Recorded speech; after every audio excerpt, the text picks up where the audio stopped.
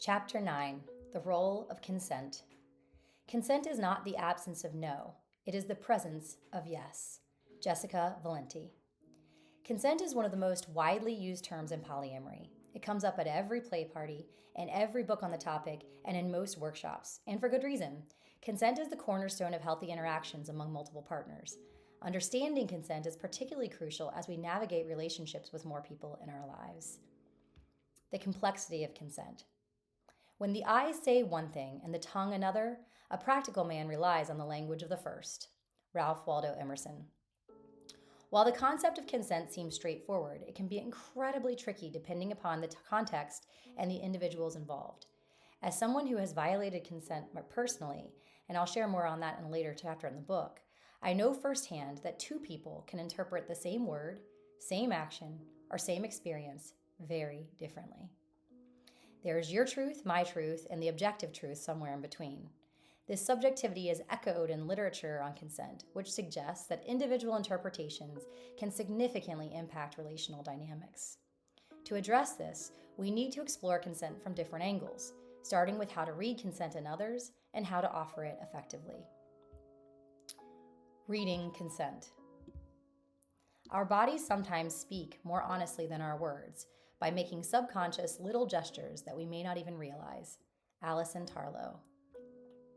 As a single person, reading consent from another individual or group can be complicated and highly situational. The dynamics of a play space often influence consent in ways that may not apply to everyday interactions. For example, the excitement and novelty of a play environment may lead someone to consent to activities they would otherwise decline outside of that context. Research indicates that context significantly influences the decision-making process regarding consent, as individuals may feel pressured to conform to the expectations of a social setting.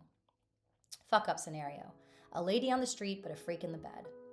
Rowan found himself at a play party where a group of 4 sexy playmates invited him to join their cuddle puddle.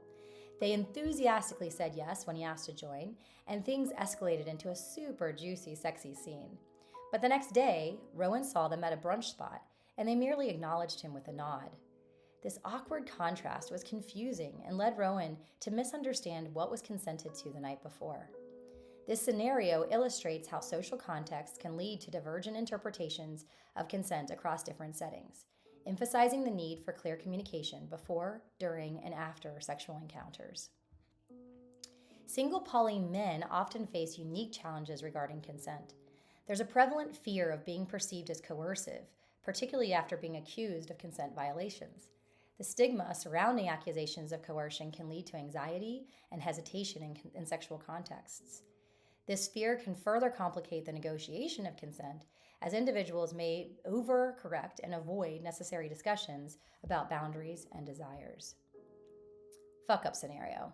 When is a yes not a yes? Nate found himself in a difficult situation after a condom broke during an intimate encounter.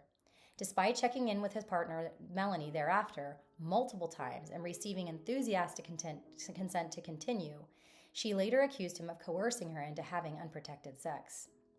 This highlights the complexities of consent in fluid bonding situations and the need for ongoing communication. Consent is not static. It can change based on circumstances, emotional responses, and the dynamic of the relationship. Continuous dialogue is crucial, especially in the context where the implications of sexual activities can be profound. Just because someone is a yes in the moment doesn't mean that they are a yes 5 minutes later. If you're not sure, particularly in a situation like this one, where there was a broken condom and there was a real shift in the scene, it's best to give yourself a few minutes to check back in later and make sure that you're still a yes once things have calmed down. Ongoing communication. Perhaps the main shift we need to do is to make consent the aim of every interaction, encounter, relationship, or situation, instead of the more common aim of getting what we want and or giving someone else what they want. Meg John Barker. To avoid confusion, we always ask for consent verbally with each new act, i.e., a cuddle, and then foreplay, and then sex, and ensure that you receive a clear verbal yes each time. Never assume that someone is a yes just because they were a yes in the past or because they were silent within the escalation.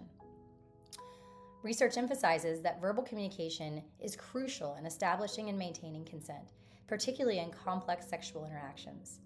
Effective communication helps to clarify intentions and desires, significantly reducing the risk of misinterpretation or violation.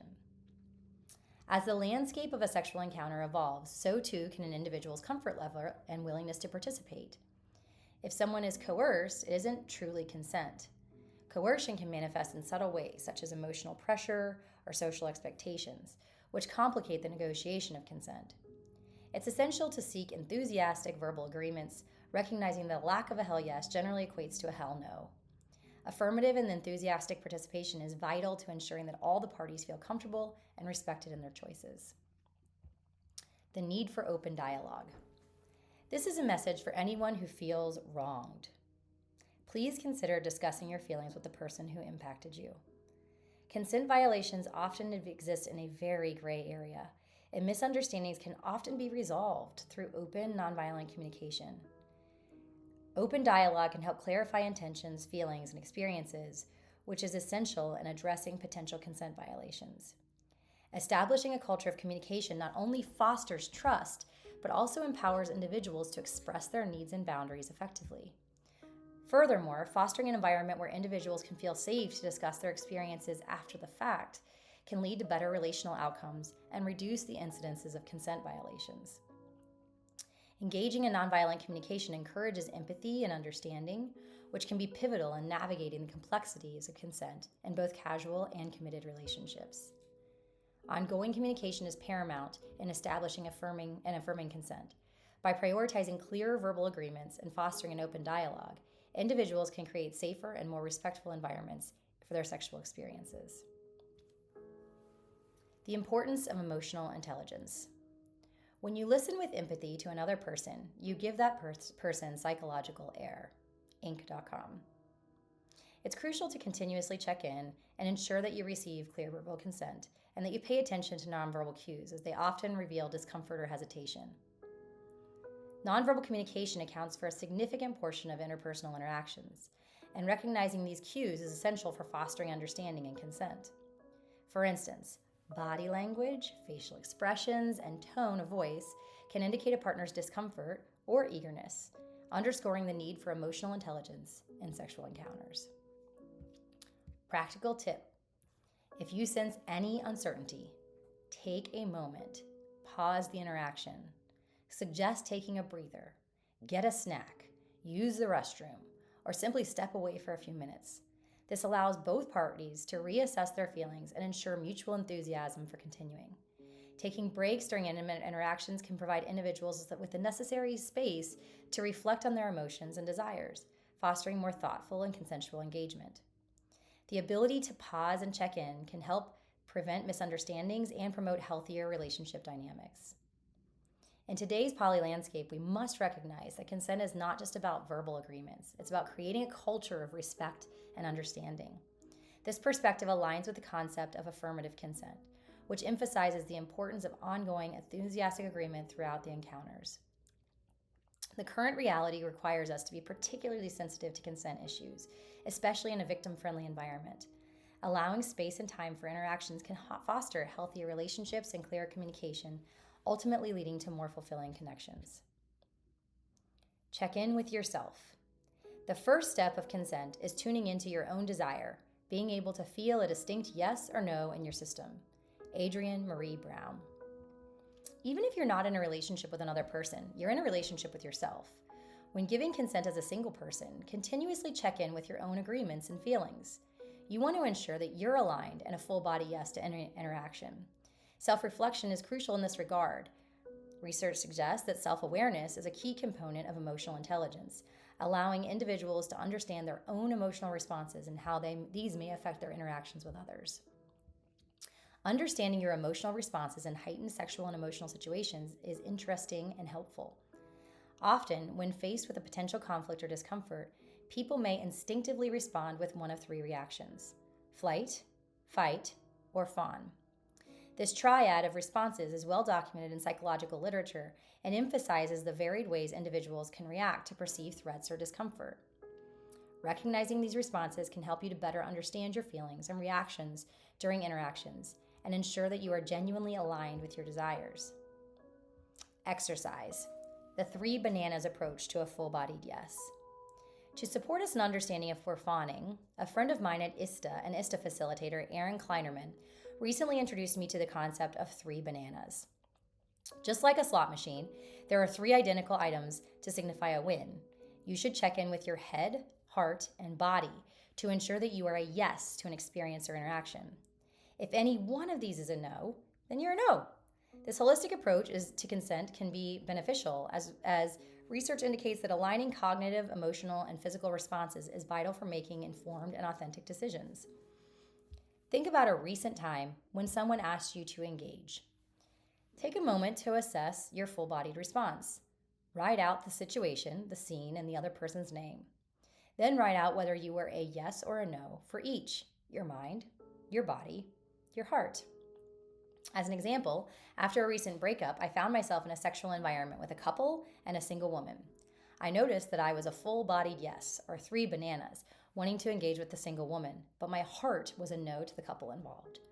I honored my boundaries and communicated clearly that I was only interested in connecting with her. This practice of self-assessment and clear communication can empower individuals to navigate complex social and sexual interactions successfully. Consent within the couple. Consent and trust go hand in hand. To say yes to someone is also to communicate, "I trust you." Donna Freitas. When discussing the agreements you want to establish with your partner, it's important for both of you to ask, do we both consent to this agreement? This practice encourages partners to engage in open dialogue about their needs and boundaries, fostering a culture of respect and understanding. If either of you feels uncertain at any point, that hesitation should be treated as a no vote. This approach aligns to the concept of affirmative consent. The idea that uncertainty equates to a lack of consent is vital in preventing misunderstandings and ensuring that both partners feel secure in their agreements. Again, if you're not a hell yes, you're a hell no. This philosophy resonates with the idea of enthusiastic consent, which advocates for a positive and affirmative agreement rather than a passive or reluctant one. Studies show that when individuals enter agreements without full enthusiasm, it can lead to resentment and conflict in the relationship. Therefore, it's essential that both partners feel excited and committed to any arrangement they discuss. If you cannot wholeheartedly agree to an arrangement, don't consent to it. When one partner agrees to something they don't genuinely consent to, they're likely to breach that agreement in the future, leading to a cycle of mistrust and dissatisfaction. By clarifying your consent for each agreement, you can avoid unnecessary heartache down the road. Establishing a mutual understanding of consent not only strengthens the relationship, but also promotes individual well-being. Emotional and relational satisfaction is often linked to the ability to express and navigate consent effectively. Thus, prioritizing clear communication around consent can lead to more fulfilling and resilient partnerships.